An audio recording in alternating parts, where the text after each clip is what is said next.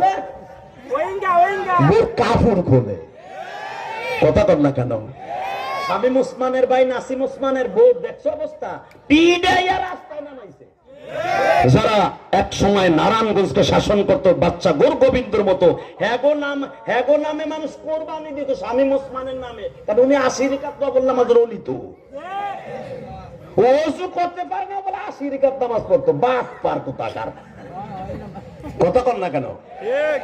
30টা সেকেন্ডে বলবেন আলেম ওলামার রক্ত যেখানে ঝরবে, পানি যেখানে ঝরবে, চোখের পানি, ওই জমিনে আল্লাহর গজব আইজ আসুক আর কাইলা কুশ আসবে।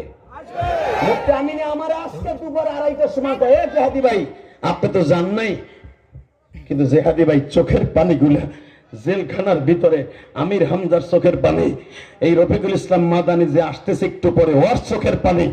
ছোট্ট একটা মানুষ, ওরে কি এত মাইক দেন লাগে? মারতে মারতে ফুটবল বানায় হালাইছে। আসতেছে দেখেন না ফুটবল রে, ওই সাইজের মাঝে মারে কোন জায়গা, ঘুষি দেয় কোন জায়গা। আমারে কোক সমস্যা কয় মামুন পুরা 6 ফুট উঁচা, ওরে পিডা বুঝায়, ওরে পিডায় কোন জায়গা।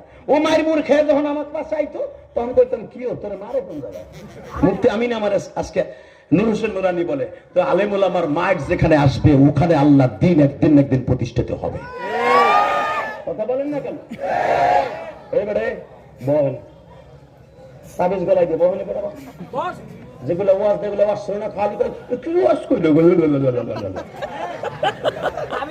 বাক্কার গুলি, এ তাবিজ গলাই দিয়ে বল বেটা মানে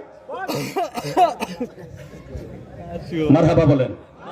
এই যে টেনিস মিটার বানলে ওলা বহেন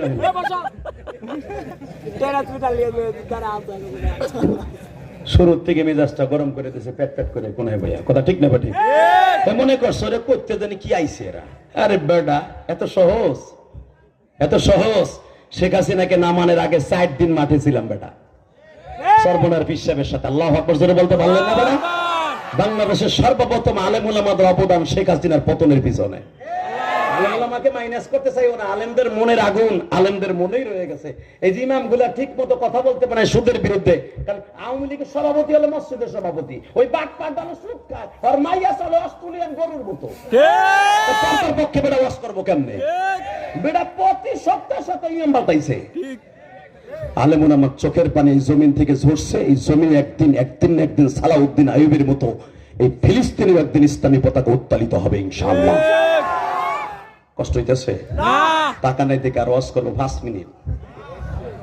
এই মুসলমানের পোলা তাকানের দিকে, যখন বলছে চাওয়ার মতো চাইতে হয়, চাইলে সবই পাওয়া যায়, আল্লাহর কুতুব ভুলে গেছে এই কথা। মা কয় মায়ের খাইতেছে